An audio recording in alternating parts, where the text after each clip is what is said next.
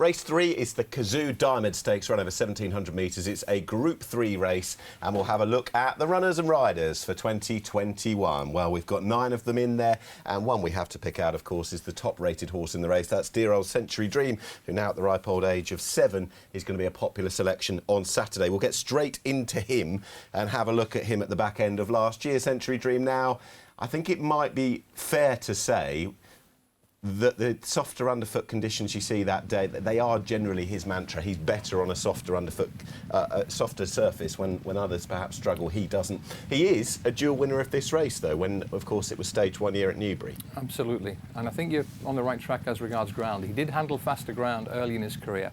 Latterly, he's produced all his best with giving the ground. But don't forget, this was a Group 2 contest, and he wins it by, I think, 4.5 panels. So he's a good quality horse and very effective around Epsom. 2 little questions perhaps. Fast ground is a nagging concern. And his Lockings run, of course, like the rest of the field, he got Palace-Piered that day.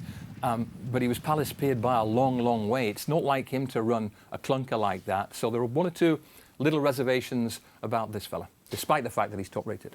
Andrew Balding won the race in 2016 with Tullius. He's got Bell Rock, who is coming into this off the performance of his life. He hasn't had that many races for a horse of his age either.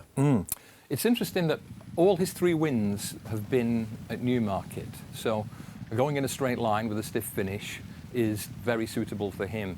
But Balding has a really fine touch on Derby weekend. He primes his best horses for this meeting, and I'm not going to hold the track against Bell Rock in any way, especially when you consider how well he won this race. He was pretty nicely on top at the finish. He's now got a rating, an official rating of 109, which makes him, I think, the 2nd highest rated horse in the race behind Century Dream.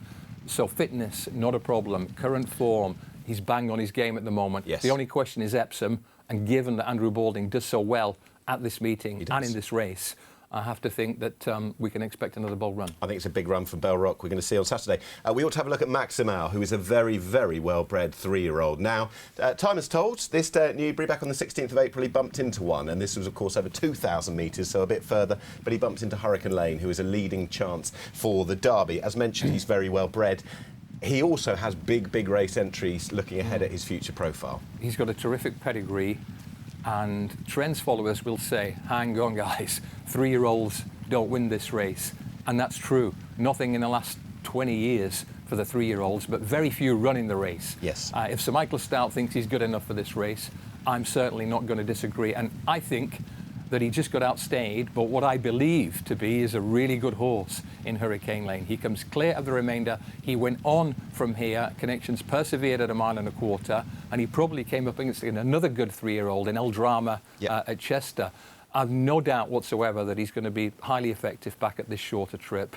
And although the Trends guys will say, no, he's a 3-year-old, I say, yes, he's a big runner. Sir Michael Stout trains Maximal. He trained Zaki to win the race 2 years ago when he beat a certain horse called Oh This Is Us, who was finished 2nd and 3rd in 2 different runnings of this. We're not going to be seeing that, but we are going to be seeing his performance at the Craven meeting back at Newmarket in April. Every time you think this fella's finished, GC, he just pops up, doesn't he? What was the 66-1 or something when he won the other day at Ascot? Absolutely. What a horse he must have been to train and to own. He's an 8-year-old now, so he's clearly not getting any better, Nick. But from 71 starts, in pretty good company. Amazing. He's won 15 races, a 3rd and a 2nd in this, 66-1 boil over at Ascot. Didn't shine quite so brightly at Windsor last time, but we know he goes really well on this day at Epsom, and this is a pretty solid performance as well. You can see him hard at work, trying to challenge on the outside on a day when it was difficult to come up off the pace in this Newmarket handicap. He's pretty much as good as ever. The problem is, he was as good as ever twice before in this race, and he only managed a place. He did. So he could well get a place again. I'd be surprised if he added win number 16 to his dance card. Richard Hannon absolutely loves him. His trainer wants to put up a statue of him when he retires, and I don't think he says that with any faint praise at all. Now, 1, 2, 3, 4. It's a 9-runner event. It's a competitive race. Who's on the shortlist? 9, 1, 2 and 6. I'm going to take a chance with the 3-year-old, impeccably bred 3-year-old for Sir Michael Stout. There's Maximal, and I'll take Bell Rock to chase him home. OK, that was a look at the Diomed Stakes, which is race 3 at Epsom.